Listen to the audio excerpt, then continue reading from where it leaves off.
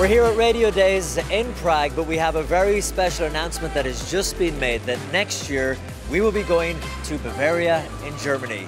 And I'm joined now by the Minister of Media in Bavaria. This is Dr. Florian Herrmann. Minister, it's great to talk to you. First of all, tell us, why Bavaria, why Germany? Well, it's an absolutely great news, and I really welcome everyone next year to Bavaria, to Munich in Bavaria.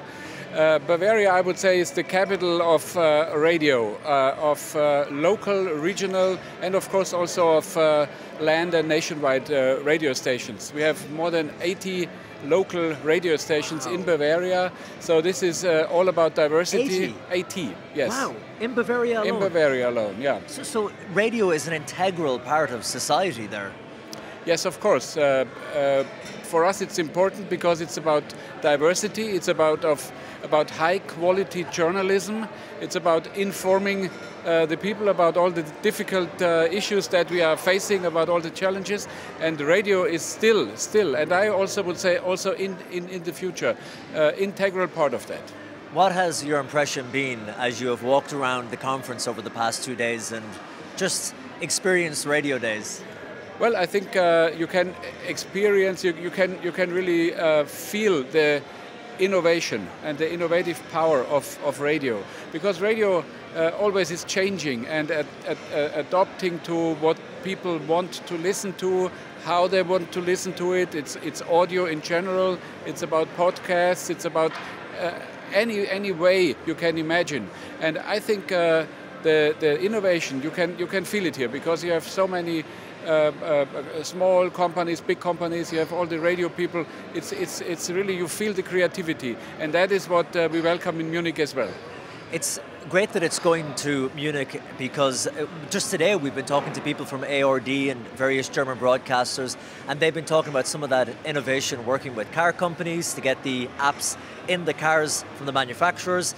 I remember in previous years, after the devastating floods in Germany, we spoke to broadcasters, radio stations, local ones, who were a lifeline for people during those horrific times as well. Well, of course, because that is one function of radio, to take care in challenging situations like catastrophes and so on. Fortunately, that is not every day the case, fortunately. Yes. But you can rely on them, because they are there, they are technically there, and you can rely on the information, because it's not fake news, it's not disinformation, it's trust. Trust there, yeah. Exactly. There is still, and I would say, also in the future, trust in radio, and that is very important. As you mentioned, particularly the local voice that you can trust, the local journalist. Yes. Finally, Minister, you're a fan of radio yourself? What kind of radio do you like? Well, that depends. I'm really a fan of radio. It depends on the situation. Most of the time in the day, when I start the day, I start with hard rock, rock and roll. Well, actually, hard rock for politicians, and that is news. You know, yeah. The news from the Bavarian broadcasting company, and then when I get to the car, it switches to music. Sometimes it's also classical music or traditional Bavarian music.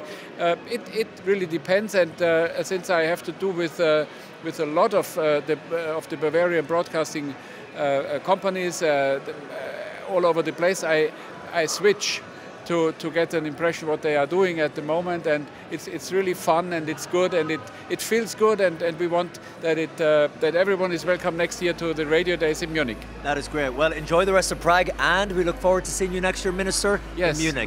Me too.